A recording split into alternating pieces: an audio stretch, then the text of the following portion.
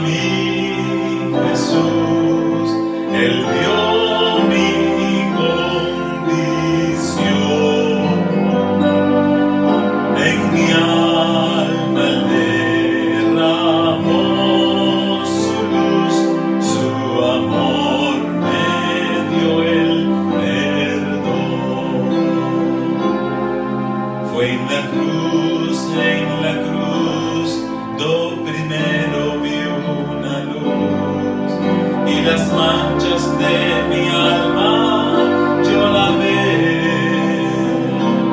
Fue allí por fe donde vi a Jesús, y siempre con Él feliz seré.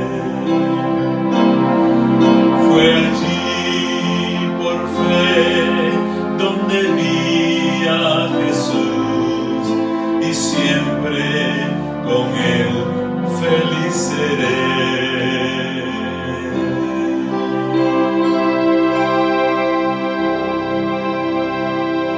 Un saludo tengan todos mis queridos hermanos, amigos y teleoyentes de este sencillo programa que cada semana de martes a viernes tenemos a las 9 de la noche aproximadamente.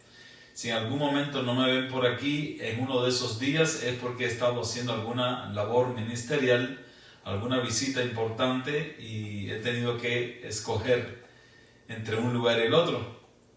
Pero habitualmente vamos a estar de martes a viernes aquí a las 9 de la noche presentando la palabra de Dios, abundando, profundizando, comentando textos bíblicos, algunos conocidos, otros más desconocidos, más ocultos a la vista, y vamos a regocijarnos descubriendo verdades, enseñanzas y mensajes del Evangelio de San Juan en esta etapa que estamos compartiendo. Antes de abrir la palabra de Dios, vamos a orar para que su Espíritu Santo nos guíe en el conocimiento de su palabra, y hoy vamos a comenzar a estudiar el capítulo número 4 de San Juan. Necesitamos que el Espíritu nos guíe, nos dirija y nos provea de la sabiduría necesaria para explicar y para entender el texto sagrado. Que Dios me lo bendiga mucho. Soy el pastor Joel Díaz de La Paz y estoy aquí pastoreando el ministerio Arca de Gracia en esta ciudad de Bradenton, Florida. Que Dios me los bendiga mucho. Vamos a unirnos en oración, y si alguien tiene un motivo especial de oración, en la misma página de Facebook o por Messenger más personal me puede escribir, y desde aquí vamos a orar por que alguien presente su petición públicamente a todos los hermanos. Oremos. Bendito Señor y Padre que moras en los cielos, oramos por tu presencia en esta hora para que tu Espíritu Santo pueda tomar el instrumento defectuoso humano para presentar tu palabra a alguna persona que esté esperando con ansias para aprender y tomar decisiones por Cristo. Estamos orando, Señor, también por los planes y los propósitos y proyectos de nuestra iglesia Arca de Gracia en esta zona de Bradenton, y que tú uses a personas que están debidamente comprometidas contigo para ayudar a adelantar la predicación del Evangelio en esta ciudad. Padre, estamos orando también por nuestras familias, por nuestros hijos, por nuestros matrimonios, y también oramos por nuestros jóvenes de la iglesia, deseando que tú les guíes, les protejas y ellos puedan tomar decisiones firmes para seguir a Jesús. ¿Qué destino diferente tendrán todos aquellos que, menospreciando las cosas mundanales, hayan decidido seguir a Cristo y obedecer tu palabra? Padre, oramos para que al abrir la Biblia, tu Santo Espíritu nos deje reconocer las verdades, entenderlas y aplicarlas a nuestras vidas personales. Oramos por los enfermos, oramos por Dianita Pérez cada noche esperando tu milagro, tu sanidad en su vida. También oramos por Eric, oramos por nuestra hermana Dunia, que tú le des sanidad de su espíritu y también de su cuerpo. Y ahora también estamos sumando a nuestra hermana Betsy, que ha sido operada, que tú le permitas una pronta recuperación y que ella pueda dedicar su vida y sus talentos cada vez a ti para tu gloria y tu honra. Bendice las familias de nuestra iglesia, bendice todos los creyentes y cristianos que invocan tu nombre en todo el mundo y danos paz. En el nombre de Jesucristo te pedimos. Amén y amén. Esta canción que estuve cantando, este himno, tiene mucho que ver con el mensaje de hoy, porque el encuentro con Cristo es precisamente lo que cambia la vida y cambia el destino de una persona. Pero dice la estrofa: perdido fui, a mí Jesús, y Él vio mi condición. En mi alma Él derramó su luz, su amor me dio el perdón.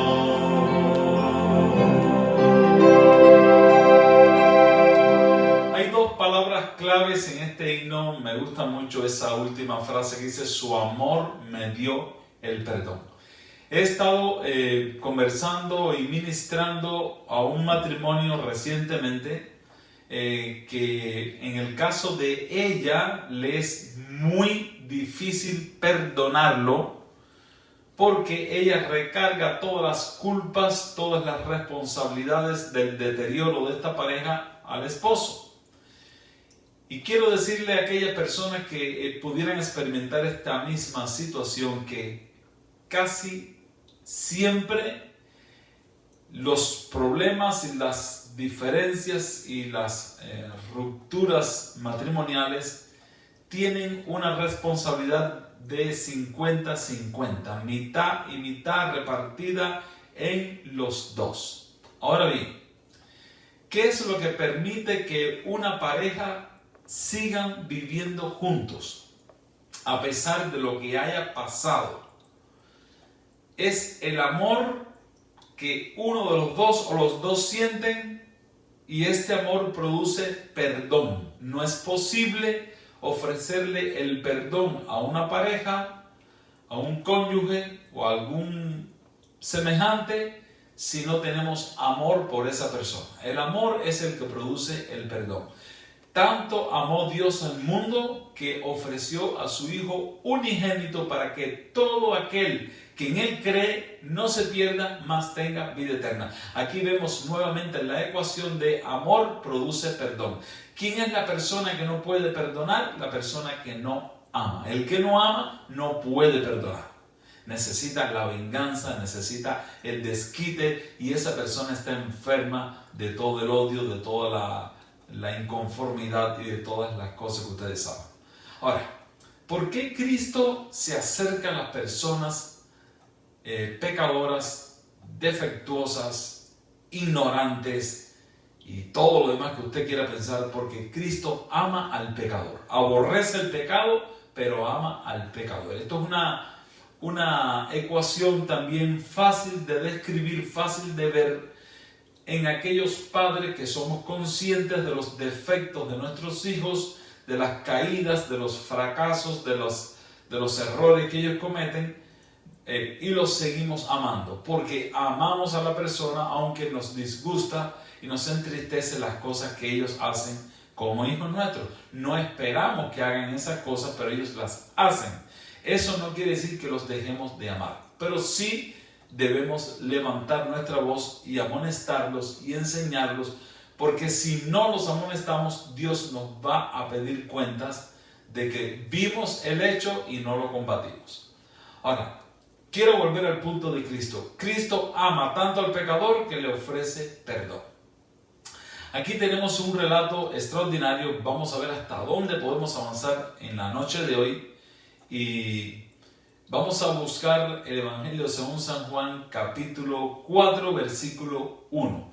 Vamos a ir pelando las capitas de la cebolla. Vamos a ir aprovechando cada frase que aparece, cada palabra, cada intención literaria que podamos abarcar, con tal de aprender más detalles de esta parábola o de esta enseñanza que seguramente ustedes han leído muchas veces. Dice el versículo 4: cuando pues el Señor entendió que los fariseos habían oído decir, Jesús hace y bautiza más discípulos que Juan, aunque Jesús no bautizaba sino sus discípulos, salió de Judea y se fue otra vez a Galilea. Bueno, aquí tenemos un caso común cuando hay dos personas que exponen la misma tesis, o dos músicos que tocan el mismo instrumento, o dos deportistas que llevan la misma disciplina. La gente pregunta quién es mejor, este o aquel. Conocí en algún momento de la historia de mi vida dos hermanos pianistas que tocaban muy bien el piano, los dos. Eran excelentes músicos, pero con estilos completamente diferentes, obviamente. Y siempre la gente estaba molestándolos con esta pregunta tan tonta: ¿quién toca mejor, tú o tu hermano? Y le hacían la pregunta directa, así de torpes. Y la gente a veces crea un ambiente desfavorable y desagradable en torno a dos personas que exponen lo mismo. Ahora, Cristo está iniciando su ministerio, todavía Juan está predicando. A Juan nadie le dijo para de predicar, así que Juan sigue predicando el Evangelio de Jesucristo, empieza a declararle al mundo que el reino de los cielos se ha acercado, que hagan frutos dignos de arrepentimiento y que busquen al Señor, al Cordero de Dios. Cristo, por su parte, está realizando su ministerio con sus discípulos. Él predicaba y los discípulos bautizaban. Era mucha la gente que venía a ser bautizada. Ahora empieza a surgir un rumor: quién bautiza más, quién predica mejor. Y cuando Cristo siente esto, Él sencillamente, dice el versículo 3, salió de Judea y se fue otra vez a Galilea. Se apartó del lugar. Donde hay un ambiente así, Cristo no está, el Señor no se presenta. Ahora, el versículo 4 va a ser el versículo central de esta primera parte de lo que vamos a predicar. Y dice el versículo 4: y le era necesario pasar por Samaria. Ahora, nada más que de mencionar la palabra Samaria, a cualquier judío se le pararían los pelos de punta. Samaria era la ciudad, era el lugar donde vivían aquellos samaritanos que estaban en antagonismo y en conflicto constantemente con los judíos, de tal manera que se aborrecían, se despreciaban. Había una especie de rivalidad permanente entre ellos. Y si venía un samaritano caminando por alguna vía, por algún camino, el judío se quitaba y se apartaba porque era abominable nada más que ver a un samaritano. En medio de estos prejuicios y de estas tiranteses y estas tonteras humanas que pasan en muchos lugares y en muchos países, Cristo está en medio de esto. Pero ahora dice el versículo 4 tácitamente: le era necesario pasar por Samaria.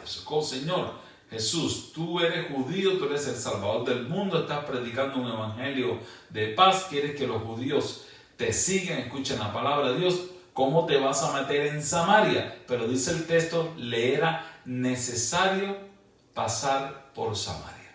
Qué interesante. Nosotros sabemos, los que ya conocemos la Biblia, que vamos a estudiar el encuentro de Cristo con una mujer samaritana de dudosa reputación, de mala reputación,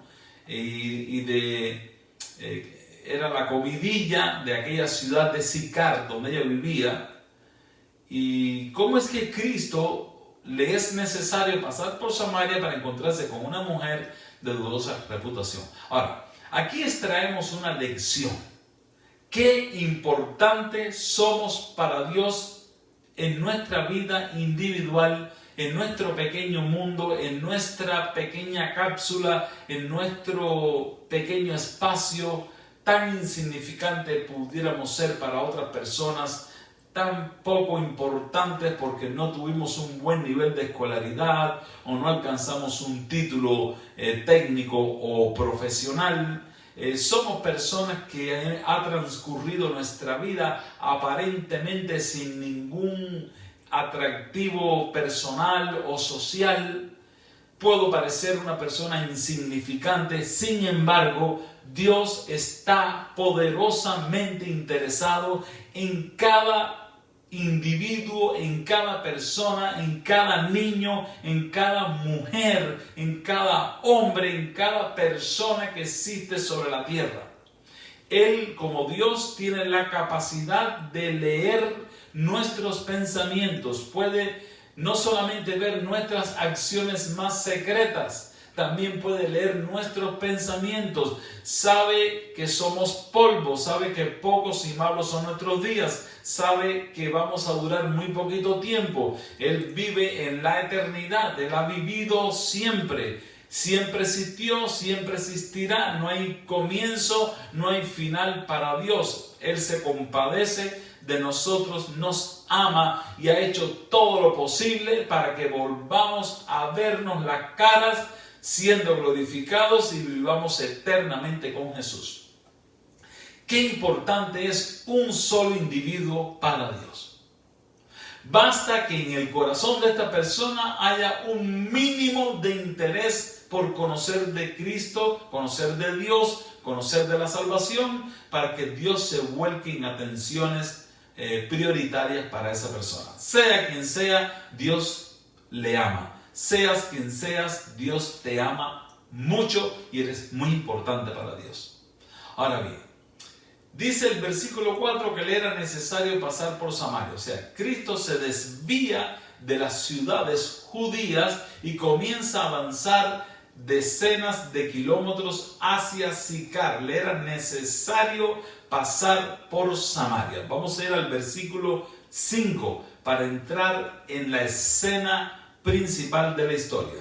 Vino pues a una ciudad de Samaria llamada Sicar, junto a la heredad de Jacob que dio a su hijo José. Estamos hablando de historia antigua. O sea, vino a una ciudad de Samaria llamada Sicar, que está junto a la heredad que Jacob dio a su hijo José. O sea, está en un contexto bíblico muy importante. Y estaba allí el pozo de Jacob, el pozo de Jacob. Entonces Jesús, cansado del camino, se sentó así junto al pozo. Esto era una costumbre que tenían los caminantes. Los caminantes, cuando tenían mucha sed, divisaban un pozo, que casi siempre había algunas señales que había un pozo de agua cerca, y los caminantes se sentaban allí a pedir de misericordia que cuando la gente viniera a sacar agua del pozo, le dieran de beber. Ellos caminaban generalmente con sus envases, con sus vasijas para tomar agua, y la llevaban entre su equipaje, porque donde quiera que pudiera haber agua, ellos podían usar su vasija para tomar agua. Así que Jesús copia una costumbre, una tradición, una usanza del tiempo, y se sienta junto al pozo de Jacob y está esperando a ver quién llega por agua. Ahora, ¿hay alguna casualidad? ¿Hay algo que el Señor no espera? ¿Hay algo que Dios no sepa? No. Todo está debidamente planificado y esperado por Dios. El Señor siempre se sitúa en un lugar donde tú puedas encontrarte con Él. Es cierto que hay lugares que nos gusta ir, que nos gusta frecuentar, que no podemos esperar que Dios nos espere allí. Pero hay otros que sí, aún en nuestras angustias, en nuestras tristezas, en nuestras luchas, podemos recurrir a la oración, podemos recurrir a un lugar para orar, a un lugar especial, y allí nos vamos a encontrar con el Señor. El Señor Jesús se sentó en el pozo de Jacob en un momento en que es posible que alguien fuera allí a buscar agua. Así que dice el versículo 6, y estaba allí el pozo de Jacob. Entonces Jesús, cansado del camino, se sentó así junto al pozo. Era como la hora sexta. Este detalle es importante. ¿Qué es la hora sexta? Las 12 del día. El resistero del sol. Cuando más violento está el sol, cuando más caliente está el día, Jesús se sienta junto al pozo de Jacob. Esto es prácticamente un esfuerzo fallido, una esperanza truncada.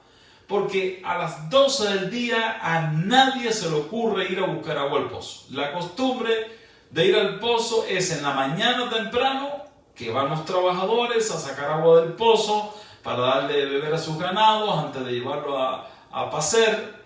Y la otra oportunidad en que puede haber mucha gente sacando agua del pozo es en la tarde, que generalmente van las doncellas, van las mujeres del pueblo a buscar agua en sus cántaros para sus menesteres y sus quehaceres diarios. Entonces, si Cristo va al pozo al mediodía, obviamente no va a encontrarse posiblemente a nadie que esté sacando agua del pozo. Sin embargo, vino una mujer, versículo 7, de Samaria a sacar agua, y Jesús le dijo: dame de beber. Bien, hay una mujer que no escoge la mañana para no encontrarse con los hombres que están sacando agua del pozo. Y no va tampoco en la tarde para no encontrarse con las mujeres o con las doncellas que van a sacar agua del pozo. Ella va a una hora que nadie iría. Una hora que nadie que tenga la cabeza clara va a ir a un pozo a sacar agua. Tú vas a un pozo a sacar agua y vas con el cántaro vacío. Los cántaros tenían unos cuantos litros. Y vas con el cántaro vacío, pero cuando lo llenas tienes que regresar bajo ese terrible sol, más el peso del agua que lleva el cántaro encima de tu cabeza generalmente. ¿Quién puede escoger esta hora para ir al pozo? Alguna persona que está escapando, está huyendo de la opinión pública, alguien que no quiere juntarse con las demás gentes, alguien que quiere andar solo, alguien que vive en una vergüenza o vive en una depresión o vive en una angustia y no quiere compartir sus palabras o sus risas o sus alegrías con nadie. Esa es una mujer que va a mediodía a buscar agua del pozo. Jesús les tiende la petición: dame de beber. Ahora, versículo 8 dice: pues sus discípulos habían ido a la ciudad a comprar de comer. Así que Jesús está solo. Felizmente está solo. Porque ningún judío cruza una palabra con un samaritano. Y menos todavía con una mujer samaritana. Así que Cristo está solo para hablar, cómodamente para hablar con esta mujer. Entonces la mujer samaritana le dice: ¿cómo tú, siendo judío, me pides a mí de beber, que soy mujer samaritana?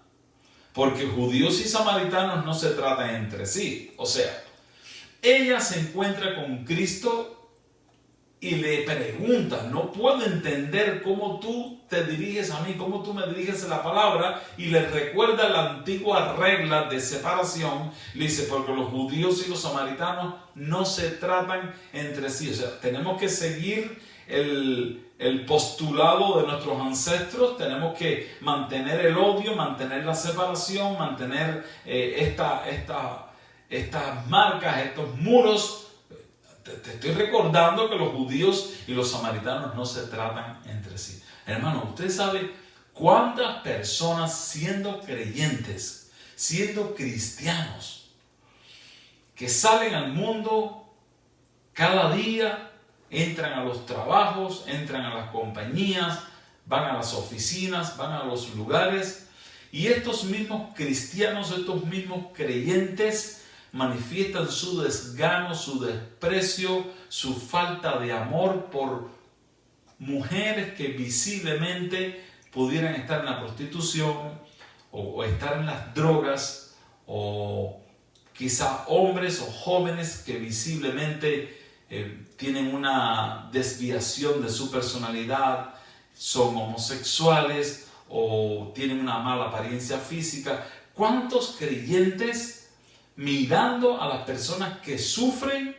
plantean las mismas reglas que está planteando la mujer samaritana? Nosotros a veces despreciamos, discriminamos a la gente. Hay un término muy usado por los creyentes que le llaman al que no es creyente, le dicen un mundano. ¿Cómo tú vas a estar hablando con un mundano? ¿O cómo vas a estar hablando con una mundana? Y estos son tabúes, son murallas de separación que no nos dejan ver que esa gente sufre. Esa gente necesita amor. Esa gente necesita el amor de Cristo. Y como cristianos, como creyentes, cuando llegamos a lugares donde hay personas de baja reputación, de dudosa personalidad, es cuando debemos encender nuestra luz y hacer brillar la palabra de Dios. Aquí tenemos una mujer que está llena de prejuicios.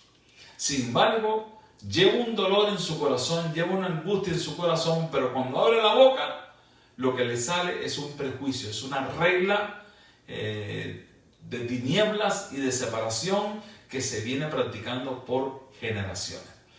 Sin saber que Cristo, el creador del universo, el Rey de reyes, el Señor de señores, se ha desviado suficiente camino y horas y tiempo precisamente para encontrarse con ella. Porque cuando el Señor conoce nuestra condición, nuestras tristezas, nuestras angustias, Él nos busca. Él sale por nosotros. Él ansiosamente abre sus brazos de amor para que vengamos a Él. Así que esta mujer le dice: tú sabes perfectamente que los judíos y los samaritanos no nos podemos relacionar. Ahora, vamos a terminar esta noche con la primera parte de esta historia, con una palabra que Cristo le dirige, una palabra que es una estocada de amor, es una invitación extraordinaria, es algo que Cristo te está diciendo a ti también. Dice Jesús, versículo 10, respondiendo Jesús le dice: si conocieras el don de Dios, ¿y quién es el que te dice dame de beber? Tú le pedirías y él te daría agua viva. Aquí hay una frase muy interesante, hay una palabra clave cuando Cristo le dice: si conocieras el don de Dios. Si tú tuvieras un conocimiento mínimo de lo que Dios se propone hacer con el pecador, si tú tuvieras una noción vaga de lo que Dios se propone hacer por medio de mí en este oscuro mundo, tú serías la que me pedirías a mí agua viva y yo te la daría. O sea, yo no te la negaría, porque tú ya me la estás negando. O sea, yo te estoy pidiendo de agua y tú me estás poniendo una serie de reglas y me estás negando el agua. Pero si tú supieras cuál es el don de Dios, cuál es el regalo de Dios. Hay un texto que está en Romanos 6:23, dice: la paga del pecado es muerte, mas la dádiva de Dios, el regalo de Dios, el don de Dios es vida eterna por medio de Cristo Jesús, Señor nuestro. ¿Cuál es el don de Dios? Cristo. ¿Cuál es el regalo de Dios? Cristo. ¿Qué es lo que aporta Dios para salvar al pecador? A Cristo. Si tú conocieras el regalo de Dios y quién es el que te está pidiendo agua, tú le pedirías a Él y Él te daría agua viva. Hermano, que Dios te bendiga. Mañana vamos a seguir estudiando este encuentro hermoso de Cristo con la mujer samaritana. Vamos a aprender muchas cosas y vamos a llenarnos de gozo al saber cuán importante somos para Dios. Que si Él tuviera que desviarse del cielo a la tierra para salvarte a ti, lo haría y lo hizo. Que Dios te bendiga, es mi deseo y es mi oración. Vamos a orar. Padre, gracias por la sencillez de tu palabra y por los mensajes tan lindos donde tú nos muestras tu gran amor por la raza humana. ¿Cómo es posible que dejaste las glorias celestiales y viniste a este oscuro mundo a salvar a cada persona que acepta el sacrificio de Cristo?